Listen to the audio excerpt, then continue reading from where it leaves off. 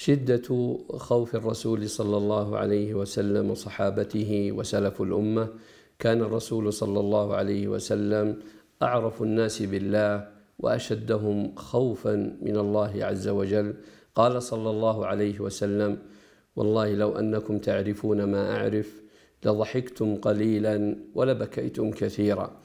وكان أبو بكر الصديق رضي الله عنه وأرضاه رجل أسيف كثير البكاء، وكان يقول: ليت أمي لم تلدني.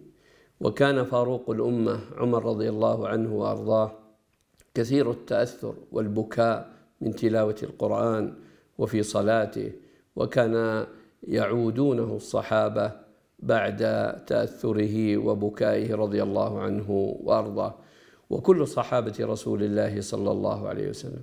وأما عبد الله بن مسعود رضي الله عنه فقد قال: والله لو خيرت بين الجنة والنار لتمنيت أني كنت رمادا من خشية الله وخوف الله في قلبه.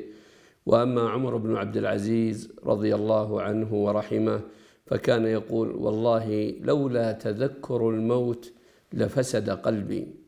وكان الحسن البصري رضي الله عنه كثير البكاء، فكانوا يقولون له: يا إمام ما لك تكثر البكاء؟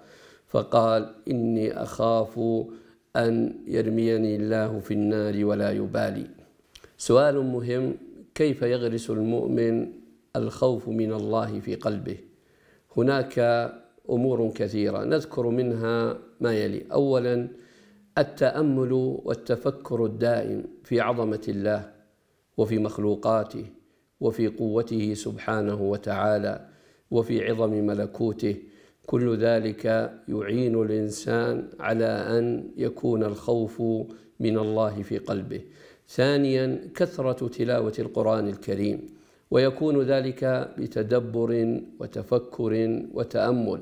ففي القرآن الكريم يخبرنا الله عز وجل عن الجنة والنار وعن يوم القيامة وعن العذاب، فالمؤمن يتدبر ويتأمل فيزداد خوف الله في قلبه. ثالثا، استشعار عظم الذنوب عند الله وعظم من عصينا سبحانه وتعالى، فيكون الإنسان أشد خوفا لله. رابعا، قراءة سير الخائفين من الصحابة ومن الأئمة ومن السلف الذين كانت قلوبهم وجلة وتخاف من الله عز وجل ويكثرون البكاء. خامسا، معرفة أسماء الله وصفاته، فأسماء الله عز وجل الحسنى: القوي، الجبار، المتكبر، العزيز، القوي، كلها تخبرنا أن الله عز وجل قوي عظيم وأنه شديد العقاب، فيزداد خوفنا من الله عز وجل. سادسا، تعظيم شريعة الله عز وجل وتعظيم أحكامه وعبادته وإجلالها، فبقدر ما يعظم العبد ربه جل وعلا وهذه العبادات وهذه الشريعة العظيمة فإنه يعرف أن الله عظيم سبحانه، فيزداد خوف الله في قلبه. سابعا، كثرة ذكر الله عز وجل. كثرة ذكر الله تغرس في قلوبنا محبة الله، ومحبة الله تزيد في قلوبنا الخوف منه سبحانه وتعالى، نجله ونعرف عظمته ورحمته سبحانه وتعالى. ثمرة الخوف من الله عز وجل: للخوف من الله ثمار كثيرة، نذكر منها ثلاثة. أما الأولى فزيادة الخوف من الله تورث محبة الله تعالى، وتورث التعلق به، وتورث الأنس به جل وعلا. فكلما زاد الخوف بالله من الله زاد محبة الله والأنس به والتعلق به، لأن الإنسان زادت عنده معرفته لربه جل وعلا.